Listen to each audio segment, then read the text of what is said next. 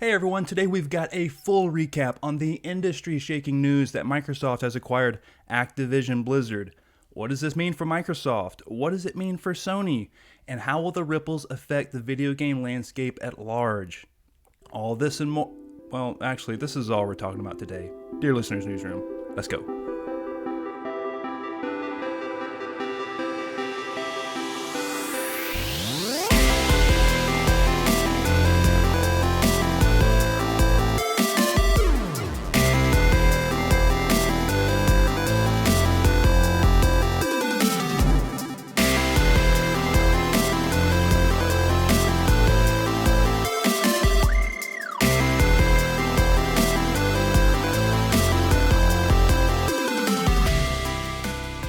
What's up, everybody? Welcome to the Dear Listeners Newsroom, TRG's weekly news recap. My name is Micah Hendrick, and here is the top headline for January 21st, 2022.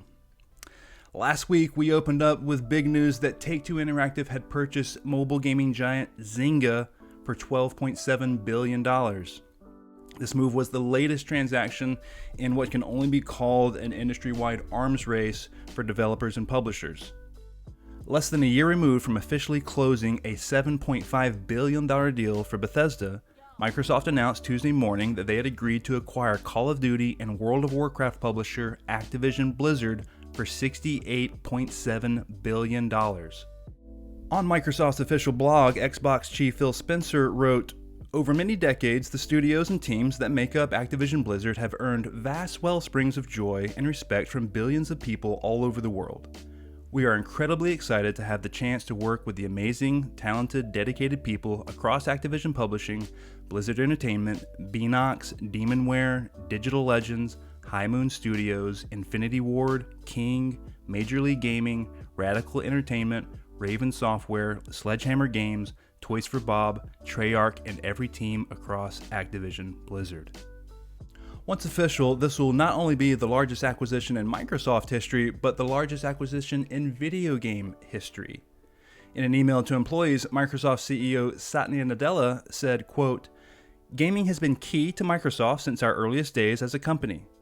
Today, it's the largest and fastest growing form of entertainment, and as the digital and physical worlds come together, it will play a critical role in the development of metaverse platforms," end quote. Nadella went on to announce the internal promotion of Phil Spencer and also address the elephant in the room. Quote, "Effective today, Phil Spencer will become CEO Microsoft Gaming. When the acquisition closes, the Activision Blizzard business will report to Phil. We look forward to extending our journey to create a more diverse and inclusive culture to our new colleagues at Activision Blizzard and ensuring all our employees can do what they love while thriving in a safe and welcoming environment. One where everyone feels empowered to do their best work," end quote. Microsoft, of course, knows that entering into an agreement like this means addressing the toxic work culture which has plagued Activision Blizzard over the years and has come to a head recently, including employee walkouts and petitions for CEO Bobby Kotick to resign. And this is where things get interesting. Microsoft has made it known that they're on the hunt for more acquisitions, especially ones that will improve their casual market share. Back in October last year, Phil Spencer told Game Reactor, quote, "If we look at what people are playing on Xbox, what Game Pass subscribers are playing, I think what is missing from our portfolio is casual content with a broad appeal," end quote. The following month, in November, Spencer told Bloomberg, quote, "When I think about the kinds of genres that are usually associated with Xbox, yes, we have Roblox, we have Minecraft, we have FIFA and Fortnite, but we want to continue to invest in more social, casual content that's out there. We have a lot of ambition," end quote. So it's no secret that Spencer and Microsoft are still targeting big acquisitions even after the Bethesda deal. Bethesda offered Microsoft a great catalog of new IP, but at the time was surviving some rocky waters they'd found themselves in, thanks in part to a disastrous rollout of Fallout 76 and the fact that both Starfield and The Elder Scrolls 6 were still years away from seeing a release.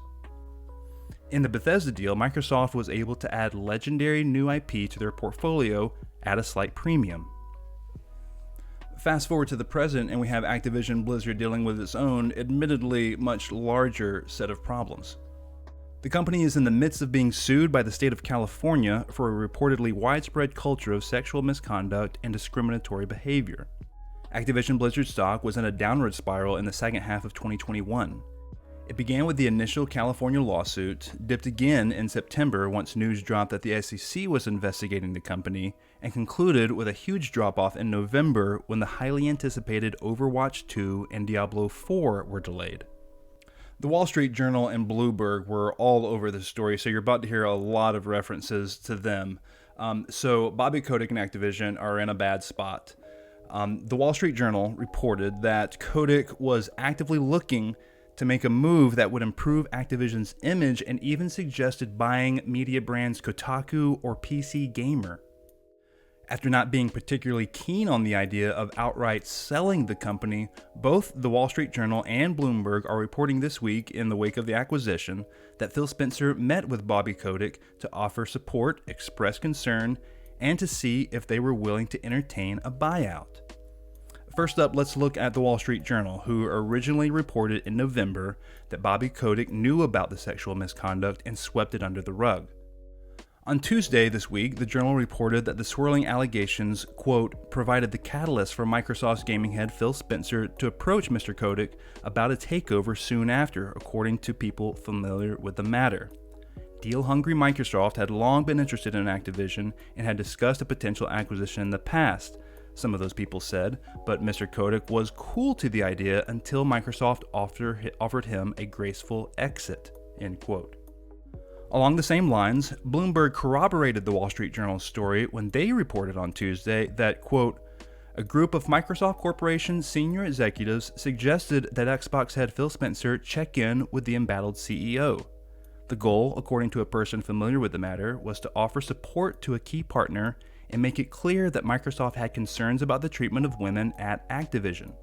Another aim, to ensure that if Kotick and the board were willing to sell the company, Microsoft would be well positioned to make an offer.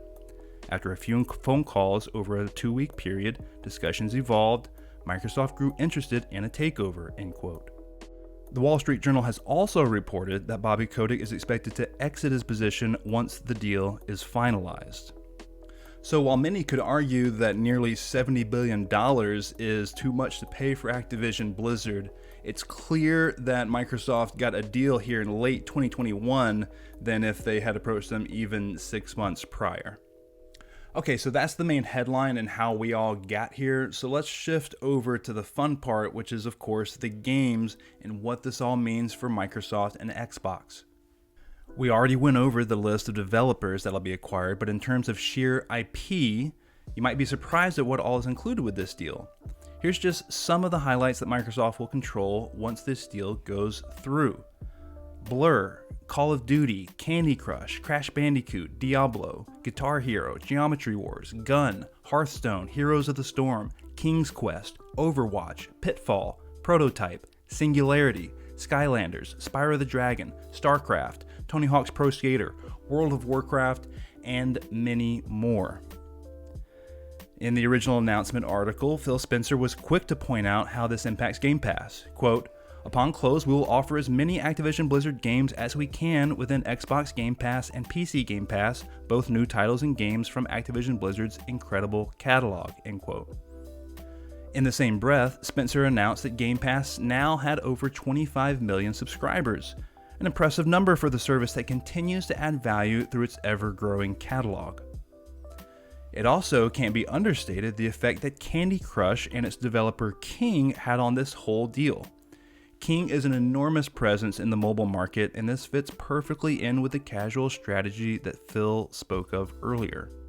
There's also the potential that Microsoft has here to positively affect the teams and culture of Activision-Blizzard, which many believe has only room for improvement.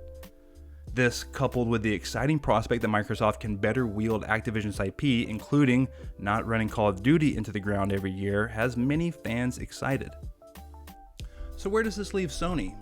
For starters, the news spurred a 13% stock drop, which equated to $20 billion in market valuation, all in a single day.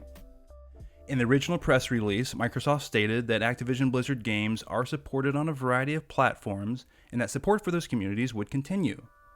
When pressed about the topic, Phil Spencer said the following to Bloomberg, quote, I'll just say to players out there who are playing Activision-Blizzard games on Sony's platform, it's not our intent to pull communities away from that platform, and we remain committed to that, end quote. Spencer went a step further on Thursday afternoon and tweeted the following, quote, "Had good calls this week with leaders at Sony. I confirmed our intent to honor all existing agreements upon acquisition of Activision-Blizzard and our desire to keep Call of Duty on PlayStation. Sony is an important part of our industry and we value our relationship," end quote. Many believe this simply refers to the persistent Call of Duty war zone, but time will tell how Microsoft and Sony work together in the future. Regardless of Call of Duty's PlayStation presence, Sony and fellow Japanese gaming giant Nintendo now have a very different war on their hands, one that may be bigger than both of them. Industry analyst firm DFC Intelligence further explains, quote, "Long term, this shows Microsoft is operating at an entirely different level than Sony and Nintendo. Sony and Nintendo have huge presence in the existing game business, but those two smaller Japanese companies struggle to play in the higher strategic space the industry is heading. This is more about Microsoft competing with the Google, Amazon, Apple, Facebook, and others. This acquisition would immediately put Microsoft in a solid strategic position," end quote. So where does that leave us? One place to start is the industry-wide discussion about the overall health of conglomeration. When you count Microsoft's two major deals, Tencent's buying spree, Embracer Group and NetEase growing in strength, and even Sony's developer acquisitions over the past 12 months, there is an outstandingly high number of mergers and acquisitions taking place. Is this a good thing? How does this affect creativity, and what are the implications for the traditional console market?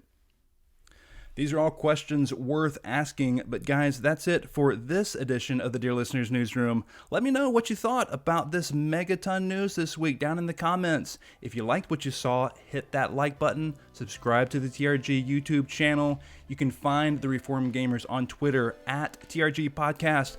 I'm at Doug Svest. And ladies and gentlemen, that's the news. We'll see you next week.